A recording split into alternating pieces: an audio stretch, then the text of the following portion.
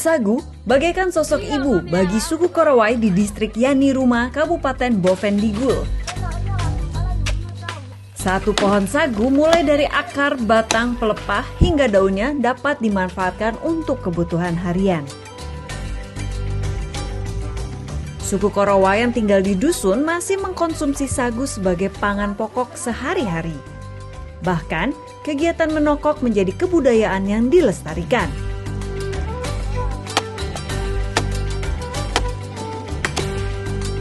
Di dusun, kegiatan menokok sagu dilakukan oleh laki-laki dan perempuan. Kegiatan memangkur sagu dimulai sejak pagi hari karena butuh waktu hampir seharian.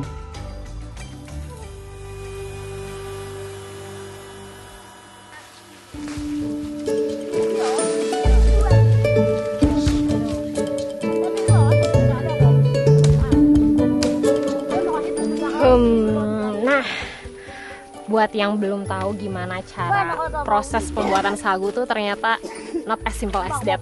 Panjang banget prosesnya. Pertama mulai harus ditebang dulu pohon sagunya. Tadi yang nebang itu bapak-bapaknya.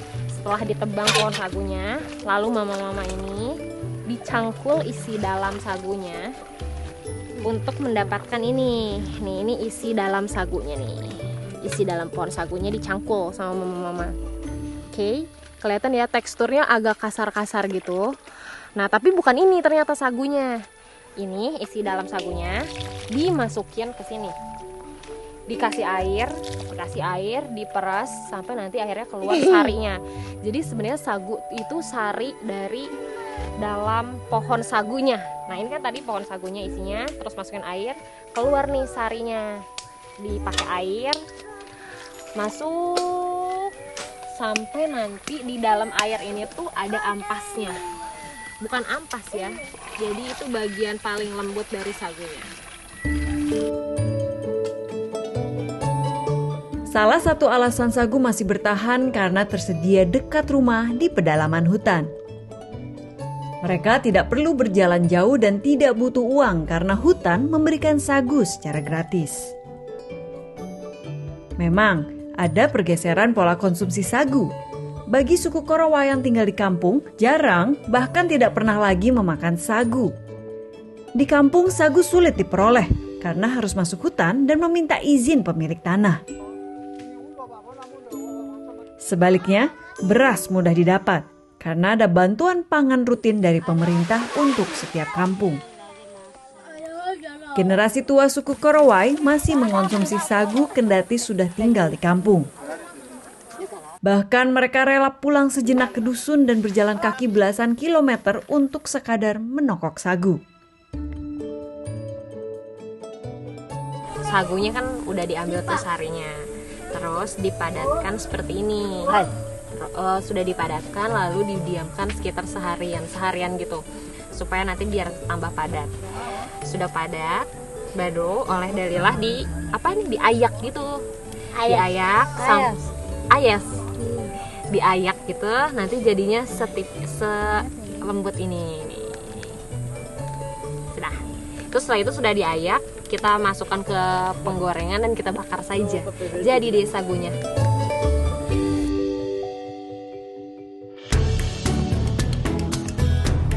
Beras ada sejak program beras untuk keluarga miskin atau raskin dari pemerintah pusat masuk kampung awal tahun 2000-an. Pemerintah membagi-bagikan beras gratis secara berkala sehingga masyarakat ketergantungan. Mayoritas anak yang tinggal di kampung tidak lagi memakan sagu. Ini tadi sagu yang udah dimasak, akhirnya jadinya seperti ini. Terus kita makan sagunya dicampur dengan yang lain. Ini sagunya, bisa dilihat teksturnya. Ini dibakar. Terus kita bisa campur pakai daun pakis. Tadi ini masak daun pakis. Belinya di mana? Belinya di Hypermart Korowai alias di hutan. Terus kita pakai ini, bisa di atasnya. Lalu supaya proteinnya juga nambah, bukan protein ya. Ininya pakai daging. Ini dagingnya kornet sih, kita bawa. Terus kita campur deh. Sudah.